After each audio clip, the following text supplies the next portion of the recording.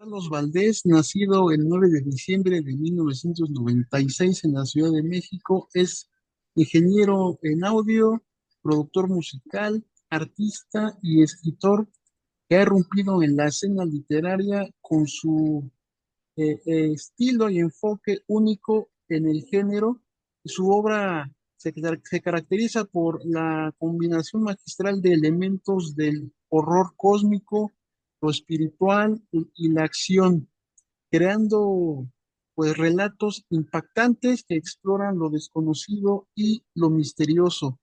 Y bueno, vamos a hablar con él sobre esta novela titulada Hijos del Abismo, parte uno, eh, que pues bueno, es una obra que arrastra al lector a los recovecos más eh, sombríos de la mente y el alma, desafiando todo lo que creían saber sobre la realidad, la espiritualidad, el terror. Y pues vamos a hablar con Carlos Valdés sobre pues, la transición de la música a la literatura, sobre su género y propuesta literaria, sobre sus personajes, sobre el proceso creativo y el futuro de la saga, y sobre el lado personal del autor, enfoque humano y transiciones, los detalles técnicos de la trama y bueno, todo lo que tiene que ver con esta novela. Pues, ¿cómo estás? Bien, muchísimas gracias, Azael. Aquí, Oye, pues, con todo el ajá, gusto de saludarte a ti y a todo tu auditorio. gracias. Tu público te conoció primero sobre los escenarios y en la música. ¿En qué momento nació la necesidad de contar historias a través de las páginas y no de las canciones? Sí, muy bien, muy buena pregunta. Muchísimas gracias por la invitación. Y la verdad es que sí, antes me conocían en el ámbito de la música y todas esas cosas. La verdad es que fue una etapa de también autodescubrimiento en cuanto a cómo podía yo desenvolverme como talento. Y fue una experiencia increíble. Fue una experiencia que me cambió la vida. Pero también desde muy chiquito me encantó escribir y hacer historias. Entonces dije, bueno, aquí ya tengo unos borradores y varias cosas. En la pandemia fue cuando dije, bueno, ¿sabes qué? Vamos a hacer esto de forma profesional, de forma seria, y gracias a Dios he podido desarrollar también ese talento para poder compartirlo con todos ustedes. Ujú. ¿Qué habilidades o aprendizajes de tu faceta como músico y cantante te sirvieron al momento de sentarte a escribir esta novela? Sí, bueno, una sería la resiliencia. Creo que la resiliencia es algo muy importante en la vida del ser humano porque también te lleva a tener varias etapas de crecimiento, tanto personal como espiritual.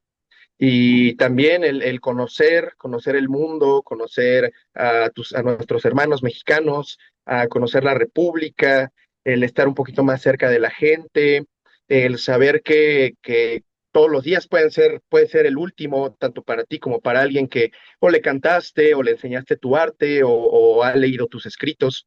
Entonces, creo que es muy importante esa parte porque también sabes que el tiempo está contado, lo tenemos contado y bueno, también durante esa etapa también estaba escribiendo cuando estaba en la música y creo que fue muy importante yo digo que todo fue como pasando de forma perfecta para mí, para poderme llevar a un despertar espiritual que también me llevó a querer compartir este tipo de conocimientos, ¿no?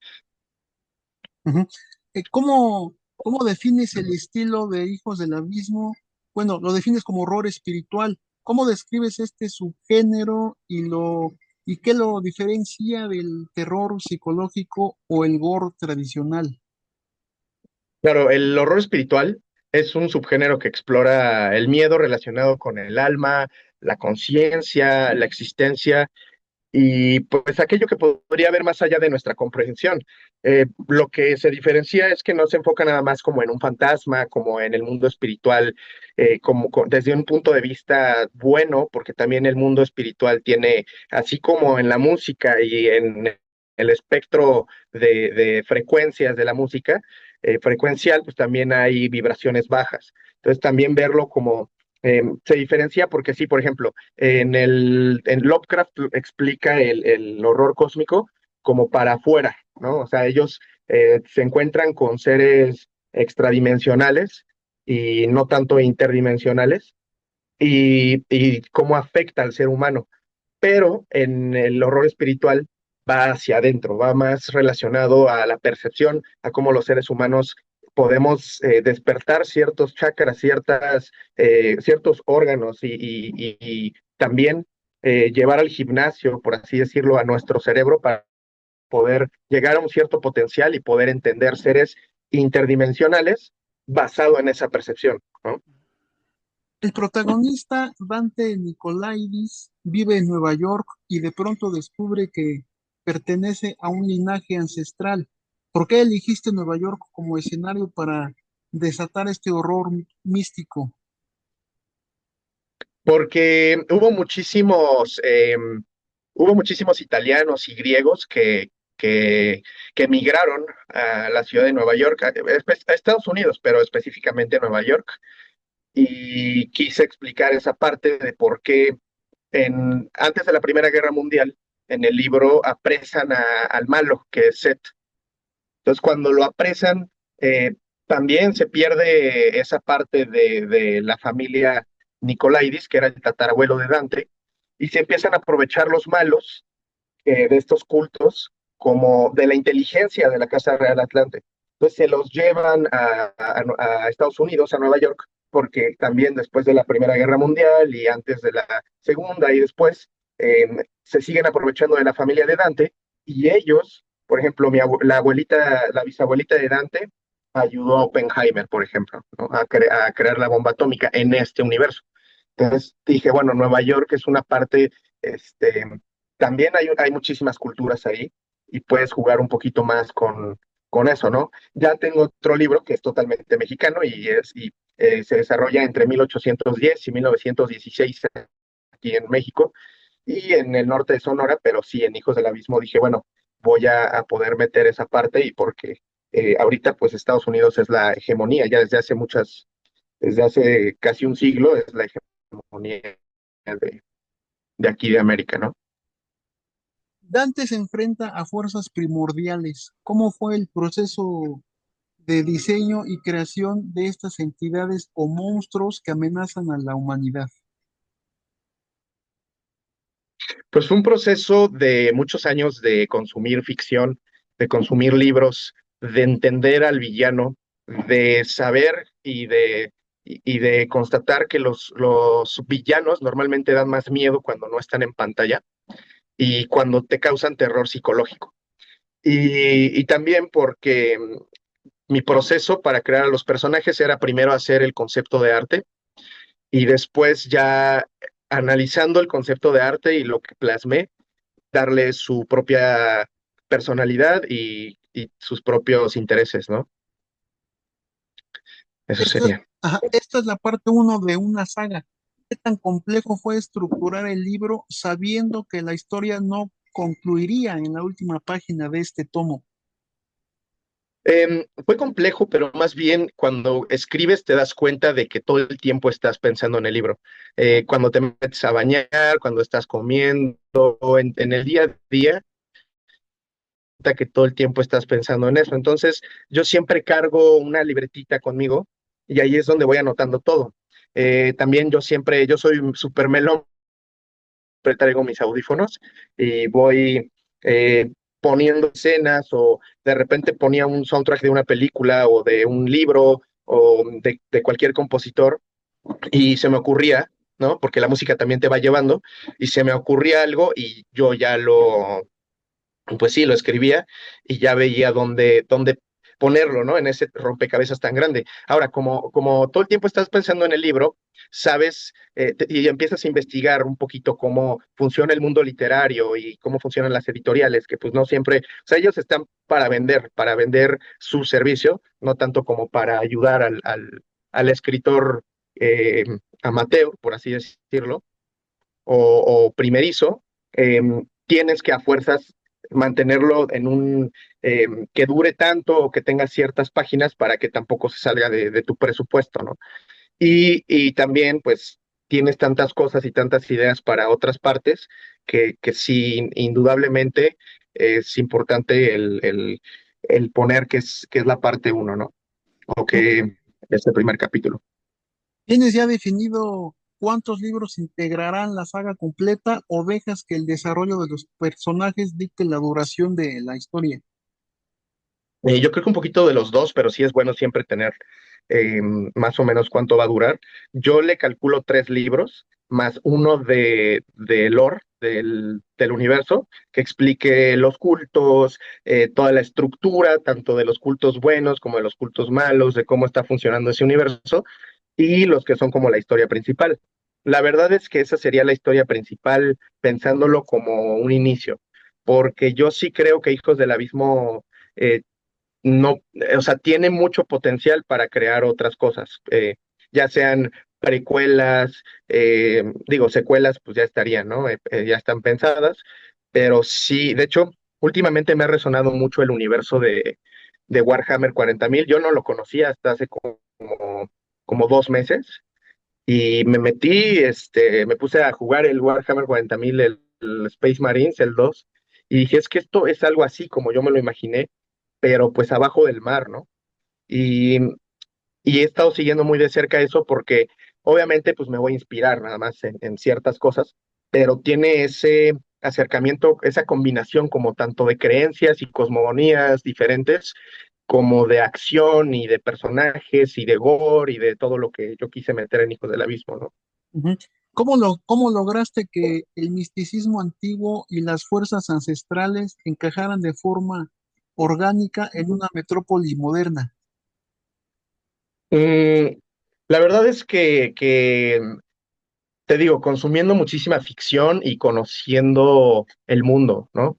Creo que al salir de la zona de confort, que también al no conocer el mundo, pues es como si te quedaras en tu casa, ¿no? Pero cuando sales en realidad a ver cómo funciona el mundo, lo intentas entender, porque pues es complejo, pero también, pues te digo, al consumir mucha ficción y desde muy chavito, pues te das cuenta de que, no sé, es como una habilidad que vas adquiriendo porque, no sé, o sea, he visto Harry Potter, he visto muchísimas sagas en las que él está como escondido, ¿no? Eso para los personajes y para las personas, nosotros, las personas normales, y creo que eso me ayudó bastante. Creo que también hay muchísimas teorías de conspiración, gracias a que tenemos ahorita la información a la mano con el Internet y los avances tecnológicos.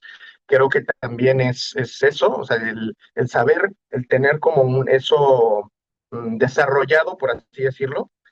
No sé en qué parte del cerebro se desarrolla, pero desarrollado, y también ese entendimiento, o sea, sí, ese entendimiento de muchas teorías de conspiración, de esos temas para poder como combinarlo, ¿no? Creo que está la información muy a la mano y nada más hay que sentarse y combinarlo, ¿no?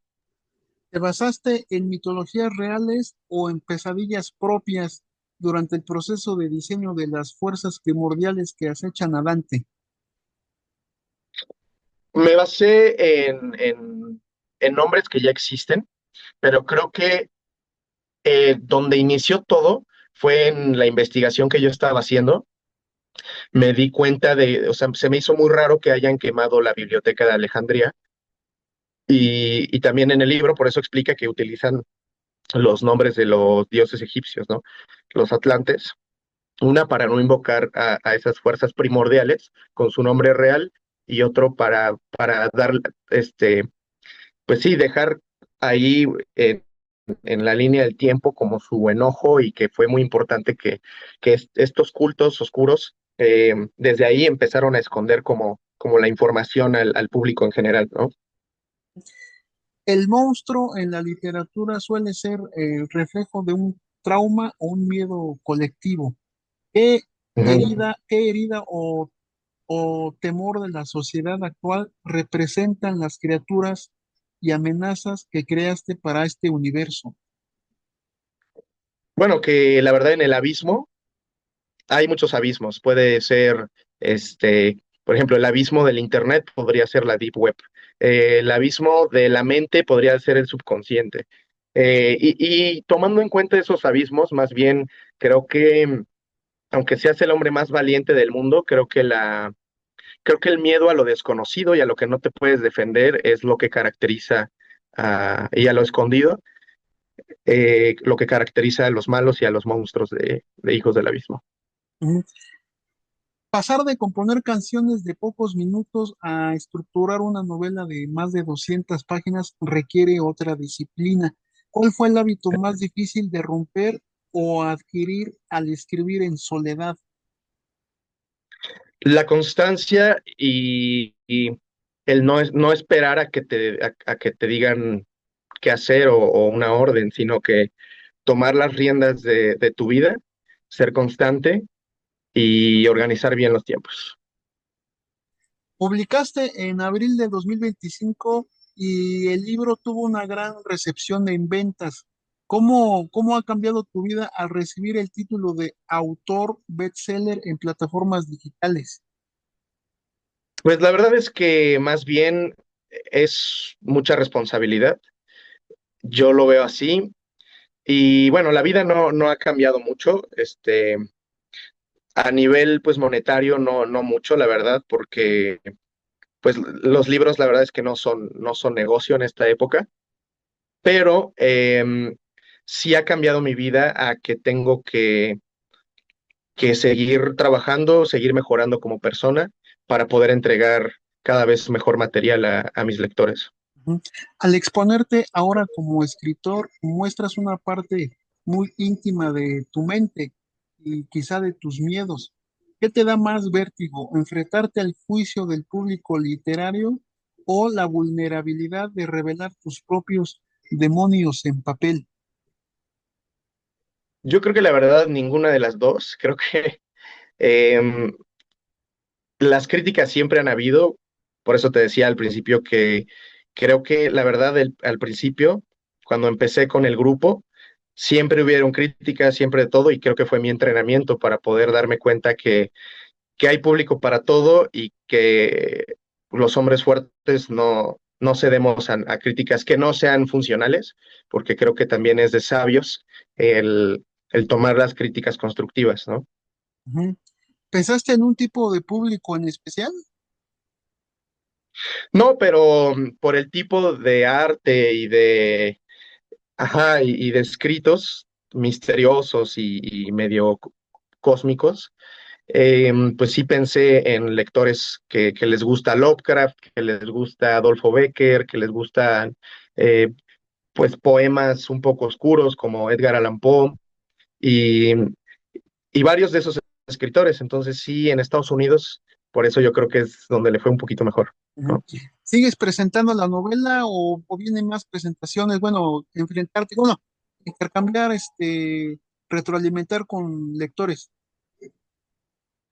La verdad es que ahorita sí pienso más en el futuro al escribir otra parte de Hijos del Abismo y también ya publicar el de Guadalupe Orgullo, que es el libro de mexicano que escribí totalmente. Ese vendrá para, digamos, este año o 2027. No, 2027, sí. 2027. Oye, pues, no sé si quieras agregar algo más pues invitar al público que apenas te va a conocer, porque bueno, tienes tu séquito ya de lectores, pero siempre hay quienes se encuentran por primera vez con las páginas de Carlos Valdés, ¿no? Claro. No, pues agregar que muchísimas gracias por la invitación, mi buena Sael. Muy buenas preguntas, increíbles, muy profundas. Y, y pues muy feliz de estar aquí compartiendo con ustedes y, y generando material para poder poner a México en el mapa de nuevo en cuanto a la lectura y la escritura. Estoy como C. Valdés Music en todas las plataformas y si quieren escuchar música mía que yo he producido, ahorita tengo 4 sencillos y están en todas las plataformas como Carlos Valdés. Oye, pues te agradezco y vamos a estar al pendientes de tus proyectos y te envío un saludo. Igualmente, mi buena Sael. Gracias. Que estés bien, bye, Igualmente. Bye bye bye. bye.